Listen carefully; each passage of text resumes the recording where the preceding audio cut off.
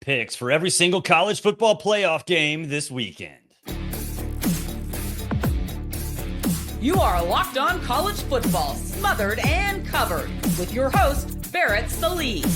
Your one-stop shop for everything college football. Part of the Locked On Podcast Network.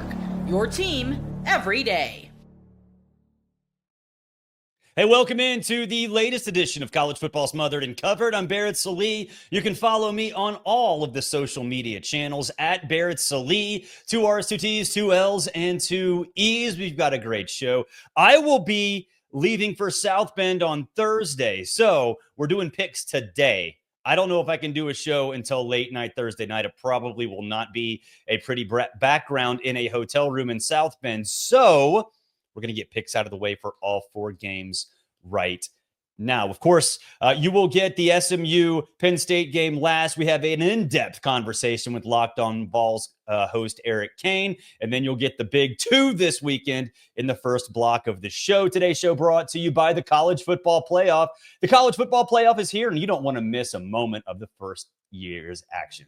The College Football Playoff presented by Allstate begins with 4 first-round games, December 20th and 21st on ESPN, ABC, TNT, and Max. All right. I just teased it. I will be there flying to South Bend on Thursday morning. Going to hit the casino up on Thursday night and then all day on campus to see what happens and see how the fans react to the first round playoff game, the first ever home playoff game in FBS history. I'll take the Irish, and I'll take them big. I will take them really big. I am floored that this game is only a 7-point spread. It might change a little bit here and there, but it's 7 points right now as of the time of this recording. How? I don't understand it. Look, I've said this a lot about Notre Dame. They are the best boring team in college football. They don't do anything creative. They just go about their business, and they go about their business in a big, big way. They figured out the balance between Riley Leonard on the ground and Jeremiah Love on the ground, who has evolved into a fantastic running back. Riley Leonard doesn't have to force the ball. They're on the same page. The defensive front and offensive front have been getting better and have been rock solid the second half of the season. I know Indiana's defense has been great. I don't think they're going to be able to affect Riley Leonard in the way they need to in order to win this game. Notre Dame, look, they're the most polarizing team in the country. Yes, more polarizing than Colorado. You either love them or you hate them. And there really is no in between. That doesn't mean they're not good. And I see this a lot saying, they're the most overrated team in college football. No, usually they're properly rated. Around 8th, 10th, 12th, preseason. And they end up around 8th, 10th, 12th. Right now, they're in the playoff. They got to play a first-round game, but they're in the playoff. There's a reason why. They're well coached.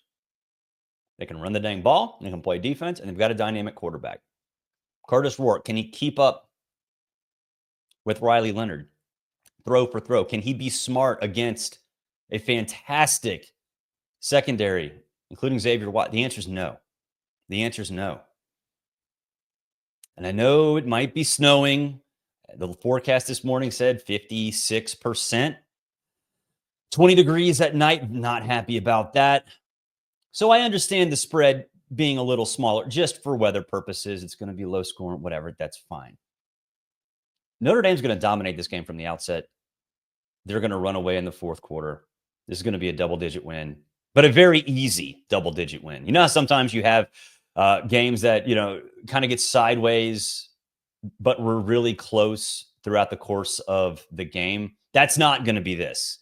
Notre Dame's going to dominate from the outset. Yeah, the score might look like it was a little closer than it actually was. Clemson at Texas. This game, there is this narrative out there that Clemson does not deserve to be in this spot, and nothing can be further from the truth. They deserve to be in the playoff. They did everything they needed to do, and they won a big game in an incredibly tough spot in which they were on tilt in the fourth quarter. Still found a way to get it done. They should be here. I'm not sure Texas is as much of a juggernaut as maybe people are making them out to be.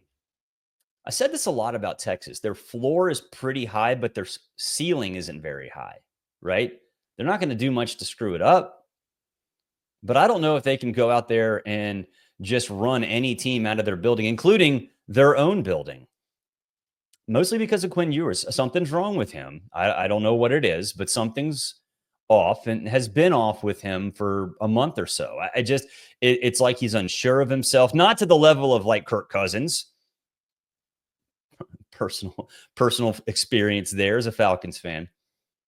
But that combined with the ankle injury, just it feels like he's just a tick off. So in a game against a Clemson defense that is phenomenal, especially up front, I think it's going to be close. We're sitting right now at a 12-point spread. Two things. One, that's just offensive to Dabo Swinney. But also it leaves the door open for a lot of different ways for Clemson to cover. And what I mean by that is, yeah, Texas might blow Clemson out. I don't think they will. I think Clemson's going to be in this game. But let's just say, for argument's sake, Quinn Ewers is the superstar that he has been made out to be and was made out to be before the season. And Texas controls from the outset, and Clemson has no chance, can't cover those receivers, can't stop anybody. 12-point screams backdoor cover. It just does. But I don't think it's going to happen. I think Clemson's going to have the ball late with a chance to win this game. I don't think they do it, but I trust Cade Klubnik enough now to be smart with the football in a big spot and at least go toe-to-toe with Quinn Ewers and give his team a chance. I think if there is a problem, it is depth health at running back for Clemson, and ultimately that might be what determines the outcome of the game. But I think it'll be close. I think it will be close. Coming up next, Eric, Cain, and myself from Locked On Vols breaking down and picking Ohio State versus Tennessee. It's Locked On College Football, smothered and covered, powered by Locked On. Today's show brought to you by FanDuel. We love FanDuel. Started with daily fantasy and now a full-blown sportsbook. In fact, it is America's #1 sportsbook. Right now, new customers can bet $5 and get $150 in bonus bets if you win. The FanDuel Sportsbook app gives you everything you need to place live bets on the NFL, all in one place. So when you get a hunch in the middle of a game, you can check out the latest stats, view live play-by-play, and so much more right there on the same page where you place your bets. Just visit FanDuel.com to join today. You'll get started with $150 in bonus bets if you win your first $5 bet. That's FanDuel.com. FanDuel.com. Never waste a hunch and make every moment more with FanDuel, an official sportsbook partner of the NFL. We are also brought to you by our good friends at PrizePicks. I'll be honest, I didn't really know what PrizePicks was until during the pandemic. I was like, hey, we got to have some fun. Sports are coming back, golf's coming back, NASCAR's coming back. Let's do PrizePicks. And man, I loved it. We got NASCAR driver versus NASCAR driver PrizePicks, over-unders on total strokes in golf. I mean, everything was there. And then baseball came back for that 60-day season. We got on board with total bases, hits, runs, /RBI. I mean, all kinds of stuff right there for PrizePicks. Download the app today. Use promo code LOCKEDONCollege to get $50 off instantly when you play your first $5 lineup. That's right. Download the app. Use promo code LOCKEDONCollege to get $50 instantly after you play your first $5 lineup. PrizePicks. Run your game. Hey, I want to welcome on the show Barrett, Sallee. He's the host of the Smothered and Covered College Football Podcast presented by Locked On. A great addition in the last couple of months here for football season. Barrett, thanks so much for joining us, man. How you doing? I'm good. Just getting ready for the first 12-team playoff. And look, I'm not the biggest playoff proponent, but having on-campus playoff games, especially this weekend when we have some historic locations like Notre Dame and Austin. It should be a lot of fun. Yeah, college football always just skips by. You blink and the regular season's over with. We're about to start this expanded version of the college football playoffs. I know you said you're not the biggest proponent for it, but still, it is here. Kind of thoughts going into the weekend. I know, the matchups are going to be pretty good, but it's a new era officially in college football, and we're going to see what it looks like here coming up this weekend. Yeah, I mean, it's exciting to see kind of the culmination of the last 2 months of the sport, because it did seem like the sport in terms of the casual sports fan, gained a lot of steam. You saw it discussed more on national shows and things like that. So, I think when it's going up against the NFL on Saturday, and you have Notre Dame by itself on Friday night, you're looking at a really good litmus test of where college football stands in terms of casual sports fans. So, and it's exciting. I think you look at the games, the matchups, there are storylines abound in every single one, and it'll give us a good show of what is it, 16 hours of college football over a 2-day period, all of it having massive ramifications. So I'm excited about it. When you look at Tennessee and Ohio State specifically, we've had a couple of weeks to kind of stew on this, obviously, but I know you cover all of college football, you cover a lot of the SEC. What do you like about this matchup for the Volunteers? What are your thoughts kind of entering this weekend, Tennessee at Ohio State? Yeah, last time we saw Ohio State, it didn't go very well.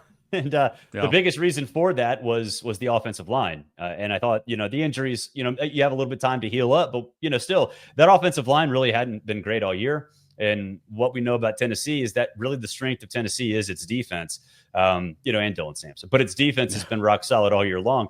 And so that, to me, is the most interesting matchup. What happens with Will Howard if he gets pressure in his face? I think against good teams, in critical situations, we've seen that he doesn't handle it very well.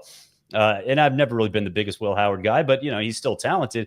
But if you're getting a lot of pressure in your face, which I think he will, you got to make quick decisions. And he hasn't done an awful lot of that. So excited about that matchup. Really excited to see what Ohio State's defense does against Dylan Sampson. Ohio State's defense really good, especially that front seven. They have the safety, and Caleb Downs is not afraid to go stick his nose in and make some tackles too. So Dylan Sampson against that group is going to be fascinating. And I can't wait to see what Josh Heupel does in terms of getting Dylan unique looks, giving Ohio State something different to look at, a different picture, so to speak. And so, those two matchups I think are going to be fascinating. And ultimately I think that's what's going to decide the game. Yeah, I can't wait to see what Dylan Sampson and the Tennessee offensive line, does against the good rushing attack, the rush defense, rather, for Ohio State. I think Ohio State's ranked 8th in defending the run in the country. Tennessee's ranked 9th. Very similar teams. Another matchup that I'm really, excited to watch outside of that one, Tennessee D-line versus the banged-up O-line from Ohio State, is Ohio State's wide receivers. A couple of guys are going to be in the NFL, probably 3, maybe 4 on this roster that plays. All of them. Yeah. Going up against Tennessee's secondary, where Jermon McCoy's an All-American. What a pickup he was in the transfer portal last year. Ricky Gibson is starting to come along as a true sophomore as well on the other side. Tennessee's safety, not as good as at corner, but solid. And, of course, you're only as good as your front line is in front of you. I understand that. What do you like about this matchup? It's hard not to like Ohio State just because of the numbers they have at receiver, but I think this is going to be a really good kind of chess match to see Tennessee's secondary against Ohio State's wide receivers. Yeah, I mean, if Ohio State puts Tennessee in situations where their corners are in 101, I don't care how good they are. They're not going to win. Ohio State's going to win those battles. That's just, they have their receivers are so good. And so, I think the biggest challenge for that defense is how do you prevent that? How do you get Will Howard off its mark? And like you said, the best friend of a secondary is pressure up front. And generally speaking, for Tennessee, that's been a big reason why they've had such success defensively, is that, quarterbacks have been rattled consistently. They've even knocked some out of the game just because they get in their heads, like Jackson Arnold at Oklahoma. So, I think that's something to keep an eye on. If you get Jeremiah Smith against anybody on an island, Jeremiah Smith's winning. I mean, that's how good he is. Emeka Egbuka as well. So, I think that's the biggest challenge for Tennessee, is avoiding those situations. I don't care how good McCoy or anybody else is. You just can't live like that. And to Michigan's credit, they didn't live like that. They did a good job. Oregon, enough of a job. They got ahead of them a little bit. I mean, Jeremiah Smith still had 100 yards, I think, that game. But it's that's how Ohio State beat you. That's their secret sauce, and it's not so secret. So how does Tennessee defend that? Again, it's get pressure out the quarterback, accelerate that clock, force Will Howard into throwing the football to you. I understand all that. But does Tim Banks, Tennessee's defensive coordinator, have to mix up some coverages, run man, zone, bring some pressure from the second level? I mean, if you were calling plays against, this group of wide receivers, kind of what would your mindset be to try to? Because, again, they're going to win some, obviously, but try to slow them down. Yeah, Will Howard up. You get pressure up the middle. Bring linebackers up the middle. No. Get creative with stunts in the middle. Like that's if you get Will Howard off his mark, and he's not going to be successful. He can step up in the pocket. He can take off running, right? So if you're getting pressure off the edge, if Pierce is getting pressure off the edge, that's awesome. That's great. Usually he's going to win those battles, but Will Howard's mobile enough to step in and realize, hey, nothing's there. I'm going to take off. So how do you prevent that? You get pressure up the middle. And I fully expect, the defensive staff for that to be the foundation of their game plan is making sure that he can't take off, but stays running for his life. And, I think they're going to try to do it without blitzing. And they've got the dudes to do that up front. But if they have to blitz, they have to blitz. And even still, I think that secondary is good enough to take advantage of mistakes that will inevitably come. Yeah, and if things aren't going well defensively, you got to keep mixing it up. This front four is absolutely good enough to win those battles. Didn't against Georgia, so you can't fall into the same patterns of just calling the same things and not trying to mix some things up like maybe you did in 23 at Florida and then of course at Georgia this past year. But at the end of the day, you got to go out and execute, and that's easier said than done. Look at Ohio State's 1-2 punch in the backfield. Last offseason we talked about how dangerous that can be with Henderson and Judkins, and of course it's been nothing short of that. Offensive line, obviously some issues up front, so the numbers might not be as large as we expected. But still, I think Ohio State's going to try to rely on that run game, and Tennessee's really good at defending the run. I think that's something to where if Tennessee wants to win this football game, just be who you are.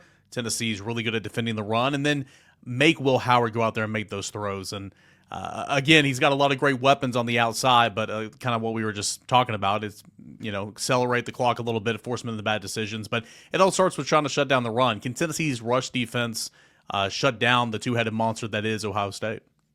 Yeah, I think they can. I've never been the biggest Quinshon Judkins fan, even when he was a freshman at Ole Miss. It felt like he disappeared for significant periods of time. And I don't really know why that was. It just felt like he kind of got into his head a little bit. And I don't think TreVeyon Henderson is in it completely. I think there's something wrong with him. And I say that, not being a doctor, but he doesn't look like he looked, as a freshman or sophomore. So, I think that Tennessee can fully take advantage of that. And the offensive Ohio State, it was going downhill, I think, throughout the course of the season, and it kind of all culminated in that loss to Michigan. But I just can't imagine it's 100%. I can't imagine them suddenly having, this resurgence and coming back to life. And, it's McLaughlin suddenly realizing that he can snap the ball again, So I think stopping the run against this particular Ohio State team at this time is a lot easier now than it was week 2, week 3, week 4. And Tennessee certainly got the dudes to do that. What have you thought about Nico Iamaleava this season? Over the course of the season, first-year starter, redshirt freshman, we know about his story, one of the most hyped college football players entering college, maybe ever. And of course, he's taken some lumps at points and times, but from my perspective, covering the team every single day, I think you can visibly see he's grown and gotten better. He's gotten more confident. He's made some big-time clutch throws in the Alabama game. Even Vanderbilt, when you're down 14-0, the first 4 minutes of the game, couple third downs on that second drive for Tennessee, and he came up big. From the outside looking in, and I know you watch a lot of Tennessee games, but what have you thought about Nico Iamaleava this season, and how big is he going to have to be in this football game? Honestly, he's kind of what I thought he was, which is not necessarily the kind of player that maybe he was hyped up to be. And I warned Tennessee fans about this before the season. I was like, look, you can't get Joe Milton syndrome. Like, you just can't do it. I know he had a good bowl game. It wasn't great. It was a decent bowl game. He's not suddenly going to come in and light the world on fire. He's going to be okay. He's not going to be Hendon Hooker, and he's not going to be Joe Milton. He's going to be something in between. And I think that's where he is, right? He's clearly he's not ready to be a star. We saw that throughout the course of the season. I don't think they trusted him, to be honest with you. I think Josh Heupel was trying to coach around him for the first half, 3/4 of the season to get him comfortable. And I don't think he's really fully comfortable yet, but he's good enough to get the job done. Just so, I think expecting anything beyond that, I think, was a little irresponsible and maybe falling into the trap, the Joe Milton trap from a year ago. Is he going to go win you a game?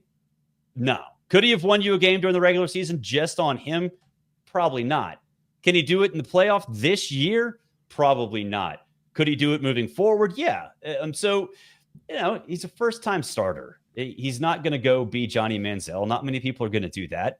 And I think expecting more beforehand was probably not fair to Tennessee and certainly not fair to Nico.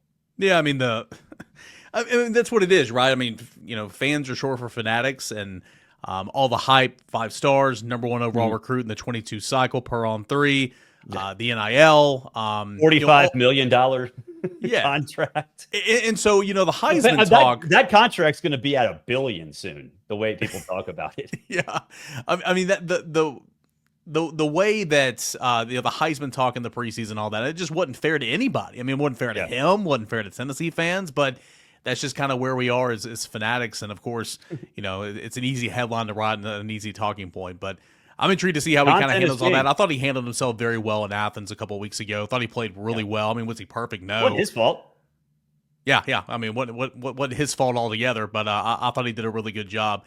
It's going to be cold on Saturday, and the national media is trying to make this a huge talking point. It gets cold in Knoxville too. It's not cold today, but how much of a factor do you think the cold weather? It's looking like a high of 31. Of course, it's going to be, the sun won't be out. The winds maybe 10 to 15 miles an hour. How much of a factor do you think that's going to play in this game? Well, Tennessee doesn't like it. You know who also doesn't like it? Ohio State players. Yeah. Playing in the cold sucks. Yeah. It just sucks. That's like when people say, "Oh, it's snow, it's football with it." Like, hell no, it's not. 62, sunny, crisp, little bit of a breeze. That's football weather. I mean, Tennessee's not going to be as accustomed to it. Tennessee's players are not going to be as accustomed to it as normal, but it's cold. It sucks to play football in the cold. It's hard to play football in the cold.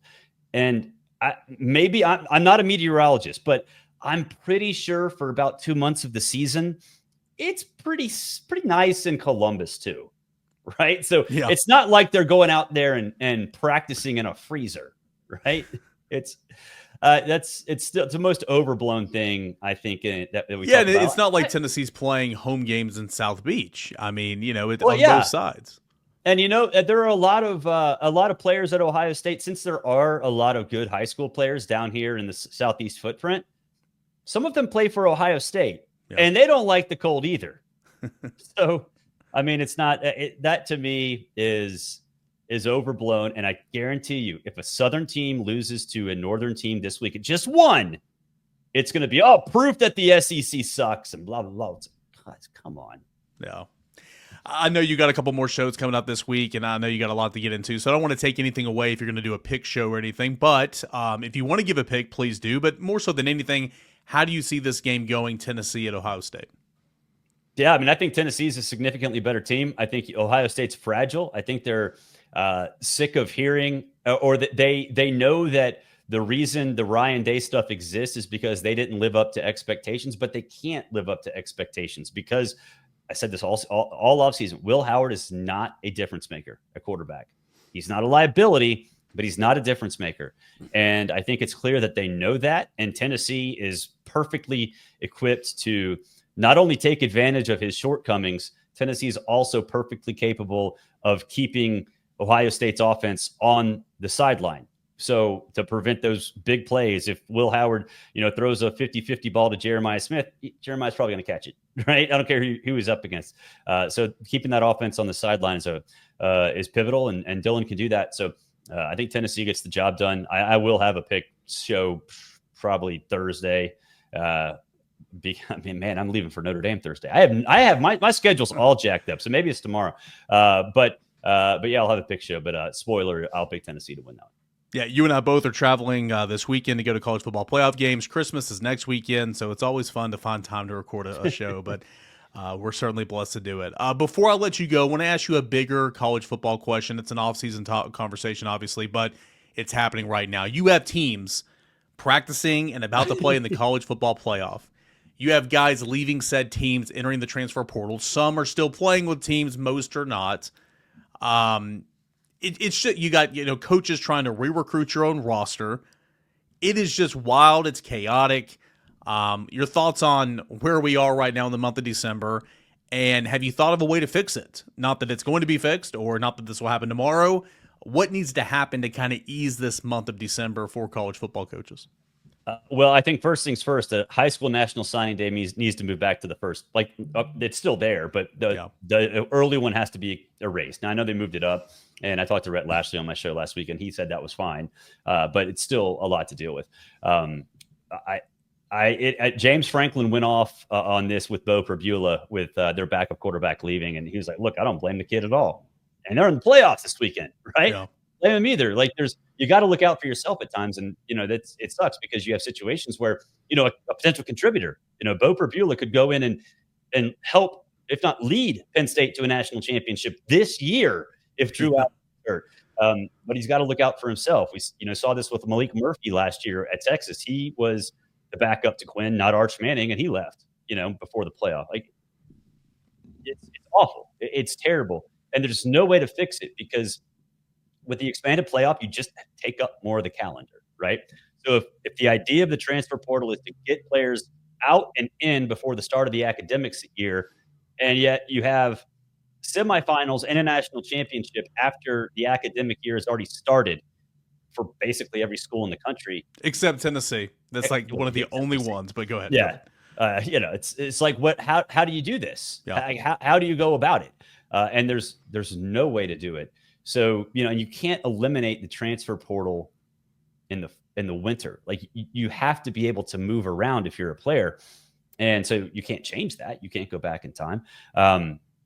But my suggestion would be to go back in time, get a flux capacitor, go back 15 years and kick Mark Emmert in the tail and say, dude, fix this, get your heels out of the ground and start to do something. But there's nothing you can do. Coaches hate it. And I've said this on my show, and I've talked to a lot of coaches about this. There are going to be a lot of folks who take the Jeff Hafley approach from last year, leaving Boston College to go be an assistant at the NFL level. Chip Kelly leaving UCLA to go be an assistant. They just don't want to deal with it. They just don't want to deal with it. And let's just say you have a $50 million buyout. Let's just say I'm the head coach at whatever university, and if a school wants to fire me, they buy me out with $50 million, but I have to pay them 10 if I want to leave. There are going to be a lot of coaches say, look, let's just make it 20 and let's just move on because I don't want to deal with this crap anymore. It's going to be a lot doing that. And you brought up Chip Kelly too, and most people say, well, he's still in the college realm. Yeah, most coordinators don't have the heaviest dosing of recruiting and all that type of stuff. You're still in it, but it's much different than being the head coach. So yes, I'm with you right there. I think we're going to lose a lot of good coaches. And again, off-season conversation, but it is unfortunate. Barrett, great stuff, man. Thanks so much for joining us. Great podcast, Tennessee fans. If you want to listen to Southeastern Conference perspective, really just all college football. Barrett does an awesome job in doing it for so long. Have fun this weekend at the Notre Dame and Indiana game, and look forward to talking with you hopefully next week or the week after if Tennessee can get this win. My pleasure. Praying for no snow. No snow. Terrible. Today's show brought to you by the College Football Playoff. It's that time of year. The College Football Playoff is back, and with the newly expanded 12-team format, it's guaranteed to be bigger and better than ever, bringing you all the hard-hitting and high-flying excitement that you love. TNT Sports coverage of the College Football Playoff begins December 21st, starting with the College Football Playoff kickoff show presented by AT&T at 11 a.m. Eastern Time, leading into the first matchup, the SMU Mustangs taking on the Penn State Nittany Lions at noon Eastern. Then the Clemson Tigers look to upset the Texas Longhorns in a showdown at 4 o'clock Eastern. Don't miss a moment of the action. Watch the College Football Playoff presented by Allstate live on TNT, True TV, TBS, and Max. Speaking of Penn State SMU, that's the last game that we get to pick. There's going to be an upset, and it's going to be this game. Take those 8.5 points. You won't need them because SMU is winning this game outright. Kevin Jennings, you saw how good he was as a quarterback. That feverish fourth quarter where nobody could stop him. Nobody could stop him. It was not his fault that SMU lost the ACC championship game in Clemson. Not his fault. It wasn't the running game's fault either. It was one bad call early in the game, a roughing the passer call that resulted in Clemson's touchdown to go up 17-0 should never have happened. It was on third down. But you saw how resilient that SMU team is. You saw how creative Rhett Lashley is with his play calling. You saw just how that team operates and has been operating all year. But what you did see that maybe you did not expect was that defense. Sure, it's had its moments throughout the course of the year where it wasn't great, but every team's had that. But they get after you. They're experienced up front. That defensive line has come together after basically being built through the transfer portal. And that defense is going to be what gives SMU the win in what should be a pretty excited Happy Valley, but a noon kickoff is much different than a night kickoff in that whiteout game. You will see an SMU team that is not intimidated, ready to go, ready to prove a point, and they will. They will hold Drew Aller, keep him in check. I know they just went, Drew Aller and Penn State just went nuts against Oregon in the Big Ten championship game. Doesn't matter. SMU with 2 weeks to prepare. I think they can get after Drew Aller, force him into situations that make him uncomfortable, and give that offense short fields. If that's the case, it might get ugly. But take the points. You won't need them. SMU winning that game outright.